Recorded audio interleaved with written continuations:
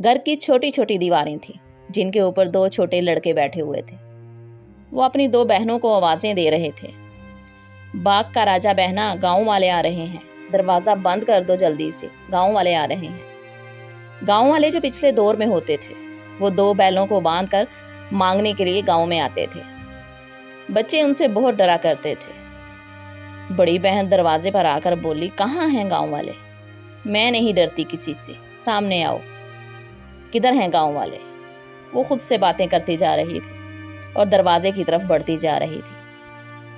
چھوٹی بہن نے گڑ گڑا کر کہا، اللہ کا واسطہ دروازہ بند کر دو، وہ اندر آ جائیں گے، جلدی سے دروازہ بند کرو۔ لیکن بڑی بہن کہاں سننے والی، اسے تو چاؤ تھا بہادر بننے کا۔ وہ جیسے ہی دروازے کی طرف بڑھی تو بھائیوں نے بھی اوپر سے چھلانگ لگا دی، دیوار پہ بیٹھے ہوئے تھے۔ جیسے ہی انہوں نے نیچے چھلانگ لگائی تو بھاگتے ہوئے دروازے کی طرف آئے، لیکن تب تک گاؤں والے بھی دروازے پر پہنچ چکے تھے۔ وہ مانگنے کے لیے اپنا بول بڑھا رہے تھے، وہ بول بھی آگے کرتے جا رہے تھے۔ ایک بڑا سا بول انہوں نے پکڑا ہوتا تھا جس میں وہ آٹا ڈلواتے تھے، بھیک مانگتے تھے، اور ساتھ انہوں نے 2 بیل باندھ رکھے تھے۔ لیکن وہ دروازے کو دھکا لگائیں اور بچے اندر سے خود دھکا لگاتے جائیں۔ بڑی بہن چھوٹی کو کہتی ہے، جلدی زور لگاؤ، بند کرو دروازہ، جلدی جلدی آگے چیزیں رکھو دروازے کے۔ لیکن وہ نہیں جانتے تھے کہ ہم تو چھوٹے بچے ہیں، ان میں اتنی طاقت کہاں تھی کہ وہ دروازے کو بند کر سکتے۔ لیکن باہر سے جو گاؤں والے کھڑے تھے وہ بھی دروازے کو کھولنے کی کوشش کر رہے تھے۔ جیسے ہی انہوں نے دھکا لگانا شروع کیا تو اندر سے بچوں نے بھی دھکا لگانا شروع کر دیا۔ چھوٹی بہن بڑی سے کہنے لگی کہ دیکھا، میں نے کہا تھا نا جلدی سے دروازہ بند کرو، وہ آ جائیں گے، پر آپ کہاں سنتی ہو ہماری بات۔ تو اتنے میں امی بازار سے واپس آ گئیں۔ امی نے انہیں بولا، چلو بھائی معاف کرو، کیوں بچوں کو تنگ کر رہے ہو؟ یہ سننا ہی تھا کہ وہ لوگ فوراً واپس چلے گئے۔ دروازہ کھلا، امی اندر آئیں اور بچوں نے شکر ادا کیا۔ بچوں نے اپنی ماں سے کہا، شکر ہے امی، آپ آ گئیں، اگر آپ نہ آتی تو ہمارا کیا ہوتا۔ پھر بچے جلدی سے امی کا بیگ کھینچنے لگ گئے۔ امی جلدی دکھاؤ، کیا لے کے آئی ہو ہمارے لیے؟ ارے یار سمرا، اٹھ بھی جا یار، لیٹ ہو رہی ہے، مجھے دکان پر جانا ہے۔ سمرا نے آنکھیں ملتے ہوئے بستر سے سر اٹھایا، گھڑی کی طرف دیکھا تو صبح کے 7 بج چکے تھے۔ مجال ہے کبھی وقت پر ہمیں ناشتہ مل جائے۔ ایک آواز اس کے کانوں میں پڑی۔ وہ دوڑتی ہوئی اٹھی، جی جی جی جی، آ رہی ہوں، میں آ رہی ہوں۔ وہ اچانک اٹھ بیٹھی، میں ابھی بناتی ہوں۔ رات کو سر درد اتنا زیادہ تھا کہ نیند ہی نہیں آ رہی تھی۔ اب نیند آئی ہے تو آنکھ نہیں کھلی، پتہ ہی نہیں چلا کب سو گئی۔ اور پھر وہ خواب، آج مجھے اپنے بچپن کا خواب آیا، کتنا حسین پل تھا وہ، کاش مجھے کوئی نہ جگاتا۔ وہ کچن میں کھڑی خود سے باتیں کرتی جا رہی تھی۔ سمرا ایک انتہائی حساس اور سادہ طبیعت کی لڑکی تھی، ماں باپ کی سب سے بڑی بیٹی اور لاڈلی۔ اس کے چہرے پر ہمیشہ معصومیت اور مسکراہٹ رہتی، جیسے زندگی کے تلخ حقائق سے بے خبر ہو۔ مگر جب رشتہ داروں نے زبردستی اس کا رشتہ کر دیا تو خاندان کے دباؤ میں آ کر وہ جواب نہ دے سکے۔ شادی کے دن سمرا اپنے کمرے میں سہمی ہوئی بیٹھی تھی۔ اس نے دیکھا کہ بیڈ کی دوسری سائڈ پر اس کی نندیں بیٹھی آپس میں سرگوشیاں کر رہی تھی، مگر کوئی بھی اس کے پاس آ کر نہیں بیٹھا۔ اسے اپنے شوہر کا دور دور تک پتہ نہیں تھا کہ اس کا شوہر ہے کہاں۔ وہ ڈری اور سہمی ہوئی تھی۔ اس نے نہ خود کسی کو بلانے کی ہمت کی اور نہ کوئی آ کر اس کے پاس بیٹھا، نہ کسی نے سر پہ ہاتھ رکھا، نہ کسی نے بیٹی بولا۔ شوہر نے پہلی رات ہی سمرا سے کہہ دیا، میری ماں اور بہنیں جو حکم دیں اسی وقت اس پر عمل کرنا ہوگا۔ سمرا بیچاری کیا کرتی؟ اس نے بس اچانک ہاتھ میں سر ہلا دیا۔ شادی کے چند دن بعد ساس نے کہا، یہ لو بہو، یہ کچن اب تمہاری ذمہ داری ہے، اب اپنا گھر سنبھالو۔ سمرا کے ہونٹ کانپ رہے تھے۔ جی امی جان، اس نے جواب دیا۔ سمرا کی صبح، ایک اور دن اور ایک اور آزمائش۔ سمرا صبح سویرے کچن میں ناشتہ بنانے میں مصروف تھی۔ اس کے ہاتھ تیزی سے چل رہے تھے۔ مگر دل میں ایک عجیب سی گھبراہٹ تھی۔ اچانک کمرے سے اس کے شوہر زین نے آواز دی، یار جلدی کرو، مجھے کپڑے پریس کر دو۔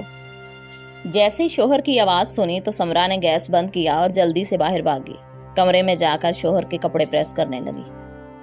ابھی کپڑے پریس کر رہی تھی کہ باہر سے بڑی نند کی نادیہ کی آواز آئی، بھابھی حد ہو گئی ہے، ہمیں اسکول جانا ہے، اب تک ناشتے کا کوئی پتہ نہیں۔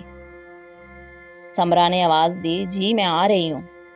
سمرا نے فوراً کپڑے پریس کر کے زین کو دیے اور کچن میں واپس چلی گئی۔ جلدی جلدی ناشتہ تیار کیا، زین کو کھلایا، کپڑے دیے اور وہ دکان پر روانہ ہو گیا۔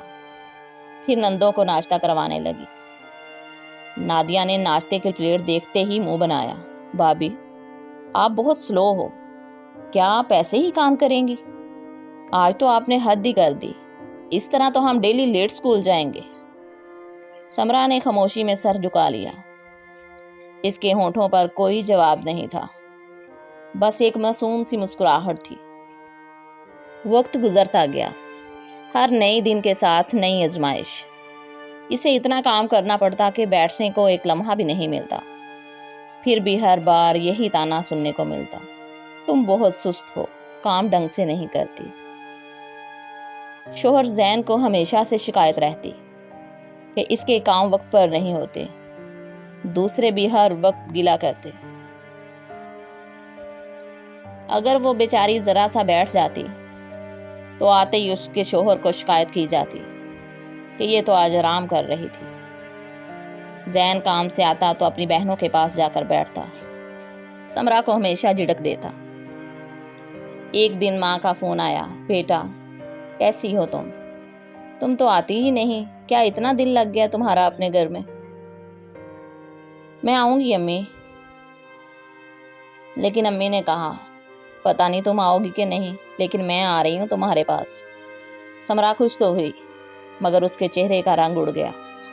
دل میں خوف تھا کہیں ماں اس کے حالات جان کر دکھی نہ ہو جائے۔ اس نے آہستہ سی آواز میں بولا، آ جائیں امی جان۔ وقت گزرتا رہا، اللہ نے سمرا کو 2 بیٹیوں سے نوازا، مگر حالات ویسے کے ویسے رہے، بلکہ ہر پیدائش کے ساتھ نئی آزمائش بڑھتی گئی۔ ایک دن سمرا اچانک سے گر پڑی۔ جب اسے ہسپتال لے جایا گیا تو وہاں اس کا بھائی بھی پہنچ گیا۔ ڈاکٹر نے بولا کہ یہ بچی کون ہے اس کے ساتھ؟ سمرا کے بھائی نے بولا کہ جی میں ہوں۔ اس نے اس کے بھائی کو بتایا کہ یہ کئی دنوں سے بھوکی ہے، کیا آپ ان کا خیال نہیں کرتے؟ اسی لیے ان کا بلڈ پریشر کم ہو چکا ہے، اس لیے یہ بے ہوشی کی حالت میں ہے، آپ کو پتہ ہونا چاہیے۔ زین پاس موجود تھا لیکن خاموشی سے سنتا رہا۔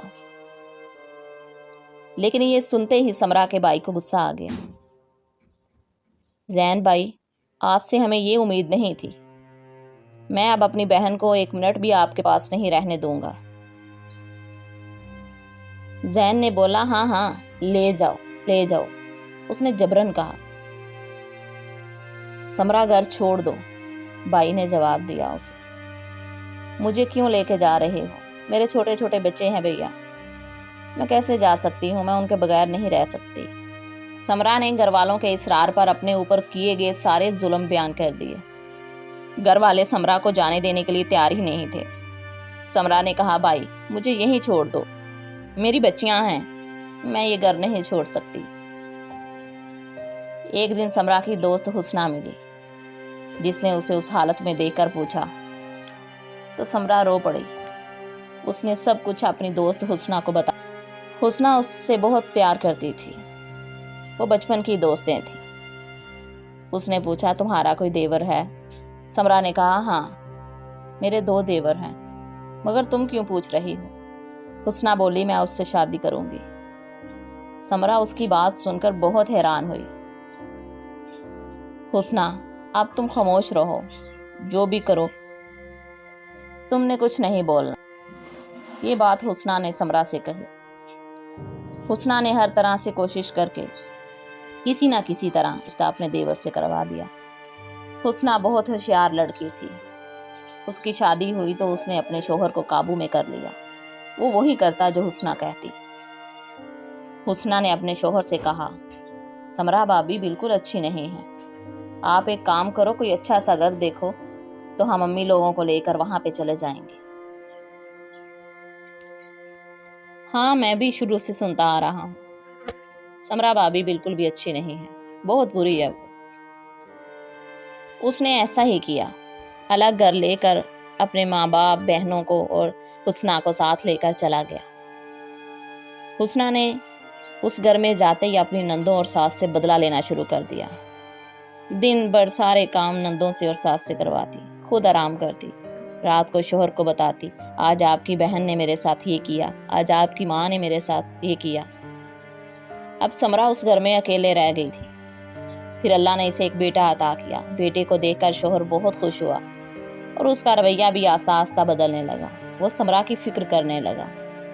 سمرا اب بہت سکون سے رہنے لگا، لیکن اب بھی اسے وہ ڈر اور وہ دھمکیاں یاد آتی تھیں، جیسے پرانی کڑوی باتیں اور برے رویے۔ سکون تو ہو گیا، مگر سمرا کی زندگی کے وہ دن جو اس نے ہنس کے گزارنے تھے، وہ کہاں گئے؟